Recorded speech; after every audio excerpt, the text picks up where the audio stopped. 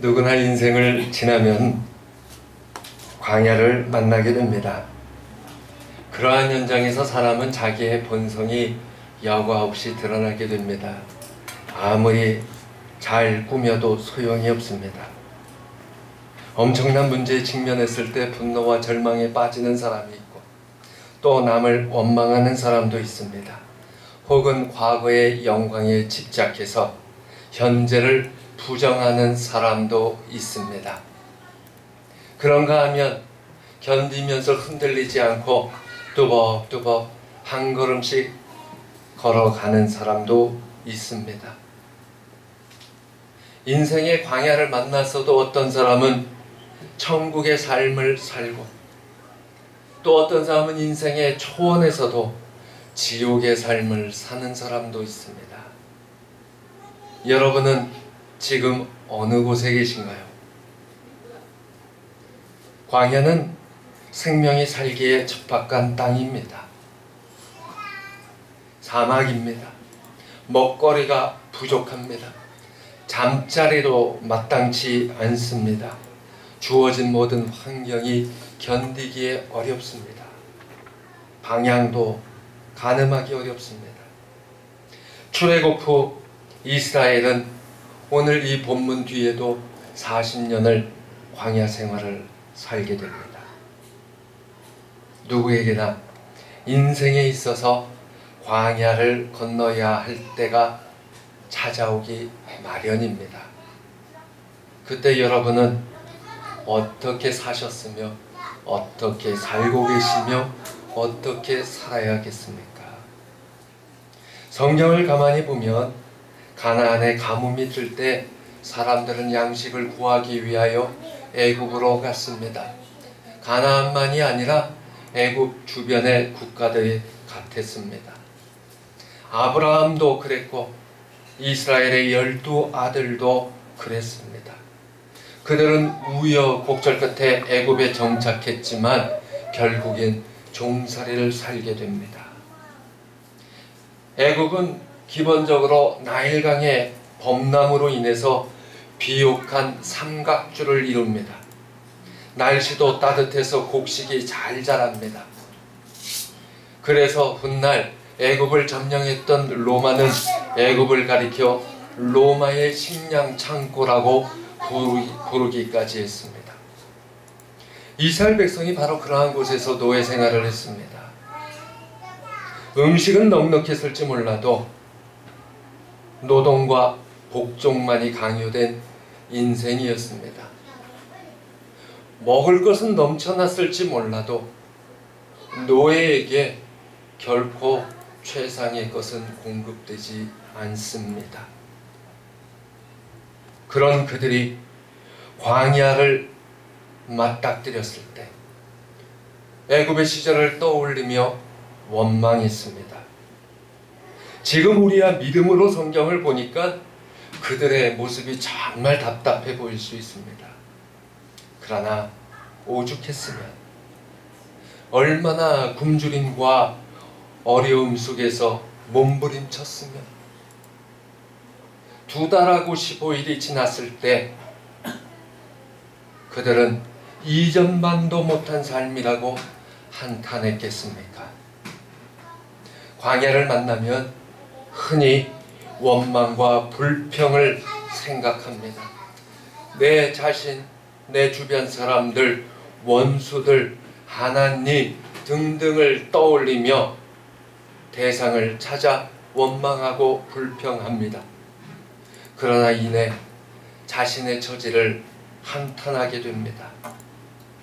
꼭 필요한 부분인데 자기에게 미처 있지 않고 부족한 부분들로 인해서 절망하게 됩니다. 특히나 믿음을 가졌노라고 하는 사람들은 광야에서 그 원망이 흔히들 하나님을 향하게 됩니다. 왜냐하면 하나님이 대답해 주지 않으시다라는 거예요. 꼭 하나님 무관심해 보여요. 상대적으로 나는 고독해 보이기 때문에 몸서리치게 됩니다. 왜 하나님은 다른 것도 아니고 꼭 광야에서만 침묵하실까요? 그러고 보면 광야는 물음표가 찍히는 장소입니다. 근데 가만히 보면은 하나님께서는 사랑하시는 자에게 반드시 광야를 허락하십니다. 왜 하나님은 그렇게 모질게 하실까요? 그냥 광야 없이 그냥 비옥하고 좋은 땅에서만 평생을 살게 해주시면 좋을 텐데, 사랑하시면 사랑할수록 반드시 광야로 보내십니다. 물음표와 원망으로 끝나는 것이 아니라 하나님의 은혜를 어떠한 상황과 어떠한 것을 만날지라도 인정하는 자가 되기를 바라시기 때문입니다. 오늘 본문 4절에서 하나님은 과거에 고기와 떡을 생각하며 원망하는 이스라엘 백성에게 일용할 양식을 주겠노라고 말씀하십니다. 그것은 인간이 수고하여 얻는 땅의 소산물이 아닙니다. 하늘에서 비처럼 내리는 하늘의 양식이고 하나님의 은혜인 것을 보여주고 있습니다. 만나와 메추라기는 흔히들 말하는 최상의 음식은 결코 아닙니다. 광야 생활에서 맛있는 음식과 좋은 잠자리가 허락되는 것이 아닙니다. 그러나 일용할 양식을 날마다 주시는 그 하나님의 은혜에 대해 매일 곱씹기를 바라시는 하나님의 뜻입니다. 시편 78편 18절로 20절은 말씀합니다. 그들의 탐욕대로 음식을 구하여 그들의 심중에 하나님을 시험하였으며 그뿐 아니라 하나님을 대적하여 말하기를 하나님이 광야에서 식탁을 베풀 수 있으랴. 보라, 그가 반석을 쳐서 물을 내시니 시내가 넘쳤으나 그가 능히 떡도 주시며 자기 백성을 위하여 고기도 예비하시려야 하였도다. 광야에서 생존을 위한 최소한 것이 절실합니다. 그래서 광야입니다. 배고픔에 대한 원망은 인간의 기본적인 욕구입니다. 그것을 통한 하나님의 훈련은 가장 기본적인 생존까지도 누가 책임져 주시는 것인지 볼 수 있게 하십니다. 그것이 하나님께서 절실히 배고픈 자의 요구에 대해 그 원망을 책망하지 않으시고 들어주신 까닭입니다. 예수님도 말씀하셨습니다. 그러므로 염려하여 이르기를 무엇을 먹을까 무엇을 마실까 무엇을 입을까 하지 마라. 이는 다 이방인들이 구하는 것이라.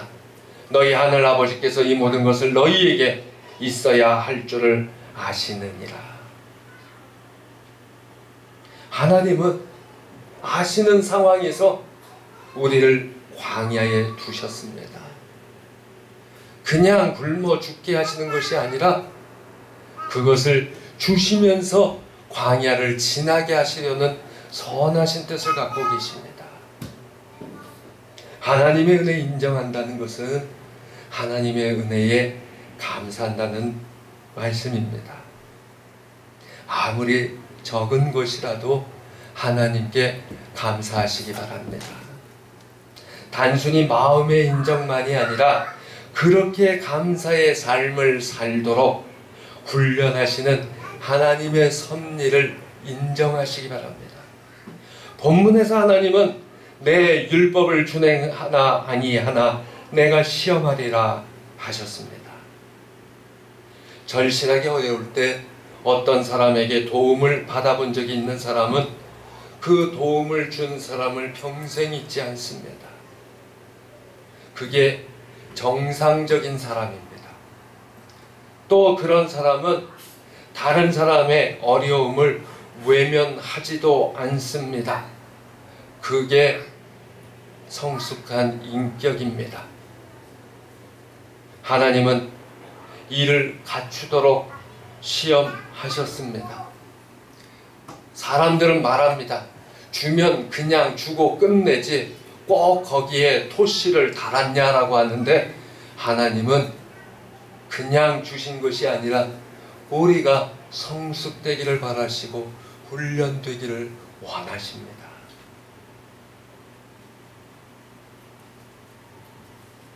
그것을 위해서 하나님은 시험을 허락하셨습니다.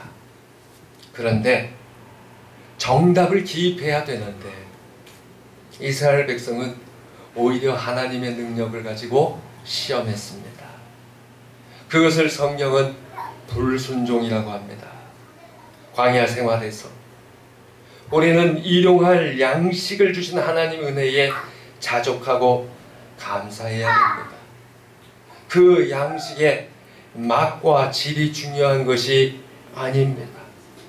오늘 하루 먹을거리를 주심에 감사하고 살아있음에도 감사해야 합니다. 광야 생활 중에 욕심을 부리면 그것은 곧 죽음을 몰고 옵니다. 욕심을 부려서 만나를 많이 가져도 썩어서 먹을 수 없게 하신 연유입니다. 가만히 앉아서 받아 먹게 하신 것이 아니라 아침마다 수고하여 거두게 하심으로 내가 땀 흘려서 일하여 벌게 하시는 하나님의 뜻이 숨어 있습니다. 우리는 광야에서 하나님의 뜻을 파악해야 합니다. 누구보다 빨리 파악하고 정답을 낼수록 어쩌면 광야의 생활은 빨리 마칠 수 있을 겁니다. 하나님의 뜻은 말씀 속에 있습니다. 신명기 8장 3절은 말씀합니다. 너를 낮추시며 너를 줄이게 하시며 또 너도 알지 못하며 내 조상도 알지 못하던 만나를 내게 먹이신 것은 사람이 떡으로만 살 것이 아니요 여호와의 입에서 나오는 모든 말씀으로 사는 줄을 내가 알게 하려 하시니라. 내 육신의 만족이 아닙니다. 광야 생활에서 참된 양식은 사실 만나도 메추라기도 아닙니다. 하나님 말씀이요 거기에 대한 믿음입니다. 인생의 광야는 믿음으로 살아가도록 배우는 훈련장입니다. 그래서 하나님께서 모든 영광을 돌리게 하심으로 하나님의 주권에 따라 사는 인생이 되기를 바라십니다. 광야길을 걸어갈 때, 쉽게 말해서 사막을 걸어갈 때 짐은 최소한에 가볍게 되어야 합니다. 꼭 필요한 것만을 가지고 이동해야 합니다. 많은 소유를 가지면 가질수록 사막을 지나기는 어렵습니다. 광야에서 내 욕심과 기대치가 아니라 하나님께서 베푸시는 일용할 양식만으로 살아가는 방법을 배워야 합니다. 우리는 인생의 광야길을 걸어갈 때 자꾸만 놓지 못하고 붙드는 것들이 있습니다. 욕심입니다. 욕심을 버리지 못합니다. 그래서 믿음이 있어도 흔히 광야의 인생길을 하나님께서 허락하셨으니 그 다음에 축복이 있다고 앞서가기를 원합니다. 아무리 믿음이라 하여도 하나님을 앞서가면 광야는 실패의 길이 되고 맙니다. 어쩌면 끝나지 않을 수도 있어요. 처음에 말씀드린 것처럼 이스라엘 백성의 제1세대가 40년의 광야 생활로 그들의 생을 마쳤던 걸 돌이켜보아야 합니다. 하나님 말씀이 아니라 자기의 생각에 따라 대비하고 살아가는 것, 하나님이 인정하지 않는, 하나님을 공경하지 않는 길이 되고 만다는 것 우리는 바라보아야 합니다. 이스라엘 백성은 만나를 조금 더 쌓아두고 싶어 했습니다. 그렇게 굶고 힘들게 있다가 그래도 먹을 것이 나오니까 왜 조금 더 갖고 싶지 않았겠어요? 몇 끼만 굶어도 그 다음 한 끼니 먹을 때 밥 2공기는 먹고 싶어지지 않을까요? 하나님 믿고 의지하시기 바랍니다. 그러할 때에도 하나님께서 그 다음의 끼는 또 그 다음의 끼대로 하나님께서 주실 것을 믿고 바라는 것, 그것이 광야의 길입니다. 그러면 인생의 광야는 사실 어려움이 아니라 축복이고 은혜입니다. 그래서 사도 바울도 빌립보서 1장 21절에서 고백했어요. 이는 내게 사는 것이 그리스도니 죽는 것도 유익함이라. 예수님만 계시면 광야길도 자기에게는 큰 축복이요 유익이라는 것을 깨달았습니다. 하나님께서는 우리에게 광야의 훈련을 통해서 믿음의 사람이 되기를 원하십니다. 하나님께서는 우리가 광야에서 훈련이 아니라 쓰러지지 말도록 그냥 내버려 두지도 않으십니다. 이를 위해서 하나님은 훈련 가운데 자기 자신 자녀들에게 먹을 것을 주시는데 그것을 기적이라고 합니다. 하나님께서 살아계시고 우리와 함께 하신다는 것을 보여주는 것, 그 기적을 통해 우리가 믿고 인도함 받기를 원하십니다. 그렇게 보면 인생의 광야길 걸어갈 때 단지 힘든 것만이 아니라 하나님의 많은 기적을 경험하는 장소여야 합니다. 오직 내 자신이 아니라 하나님 바라보고 그 도우심을 간구하게 하십니다. 기도하지 않는 자에게는, 기도하지 못하는 자에게는 기도를 하게 하십니다. 의심을 품는 자에게는 믿음을 가지게 하십니다. 절망 속에서 절규하는 자에게는 소망을 품도록 하십니다. 이사야 선지자는 40장 28절에서 31절 선언했습니다. 다 함께 봉독합니다. 시작. 너는 알지 못하였느냐? 듣지 못하였느냐? 영원하신 하나님 여호와 땅 끝까지 창조하신 이는 피곤하지 않으시며 공비하지 않으시며 병철이 한이 없으시며 피곤한 자에게는 능력을 주시며 무능한 자에게는 힘을 더하시나니 소년이라도 피곤하며 곤비하며 잠정이라도 넘어지며 쓰러지되 오직 여호와를 악마하는 자는 새 힘을 얻으리니 독수리가 날개치며 올라간 같을 것이요 다른 것을 하여 물러나지 아니하고 걸어가도 피곤하지 아니하리로다. 아멘. 말이 광야의 행군이지 지금 2달 반이 지나가는 시점인데 40년이라고 하지 않았습니까? 아니, 지도자 모세는요 이미 그 훈련을 넘어서 이스라엘의 지도자로 부르심을 받았는데 또다시 훈련의 길에 들어서 있습니다.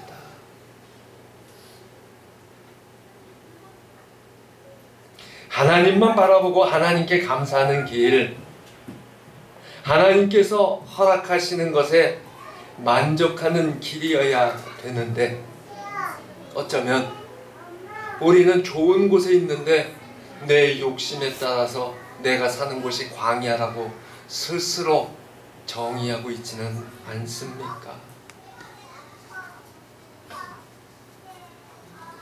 주님만 바라보고 주님 따라가면 되는 것인데 주께서 같이 하시는 길이 광야의 길인데 광야만 바라보고 주를 바라보지 않는 경우는 되지 않습니까?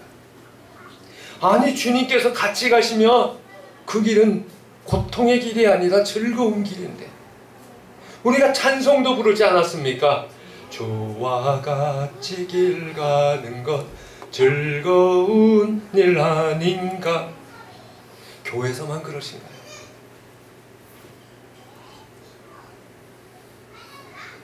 이 모세는요 자신도 그토록 약속의 땅에 들어가고 싶었습니다. 그래서 간구하고 기도했는데 하나님께서 뭐라고 답 주셨나요? 거기까지만, 그렇게 선언하시고 다시는 생각하지도 마라. 아주 단호하게 말씀하시고 모세는 가나안 땅을 목전에 두고 자신의 생을 마치게 됩니다. 광야에서 그의 일생은 끝나고 말았습니다. 그래서 왜 주지 않고 왜 허락하지 않으셨는지 많은 사람들이 거기에 물음표를 찍어요. 성경에서도 물론 언급되고 있지만 여러 믿음의 분들이 묵상하면서 모세가 가나안 땅에 들어가지 못한 이유 하면서 답을 답니다. 그런데 정직하게 그런 질문과 답을 하는 사람들은 인생의 광야를 모르는 사람입니다.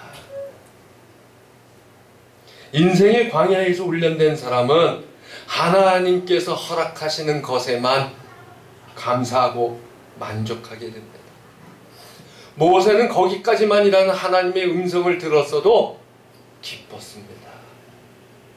그게 광야의 길에서 훈련받는 사람들의 모습이에요.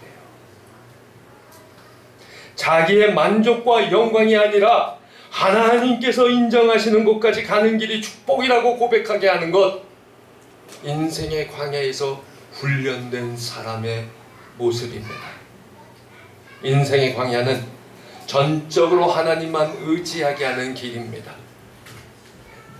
세상의 사람들처럼 조금만 돌려서 얘기하면 하나님 전적으로 의지하지 못하니까 광야길은 계속되는 거예요.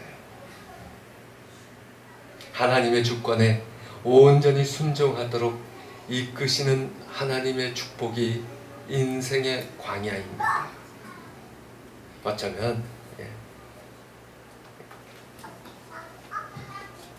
아무리 공부해도 끝이 없는 학창시절이 젊은 시절에는 광야죠. 공부 하나 안 하고 대학 가는 친구는 아무도 없어요. 그렇다고 하루만 좀 자고 하면 되지 않을까? 그러면 좋은 데 가긴 틀렸어요. 어쩌면 젊은 학생들은 그게 인생의 광야일 수도 있어요. 그러나 그것은 광야가 아니라 축복입니다. 설교 시간이니까 길게 얘기 안 하고 어른들처럼 얘기, 나이 들어봐. 축복인 줄 알아. 인생의 광야에 계십니까? 그래도 내가 축복받았다라고 감사하는 고백, 저와 우리 모두에게 넘치시기 바랍니다. 기도합니다. 하나님 감사드립니다. 힘들고 어려운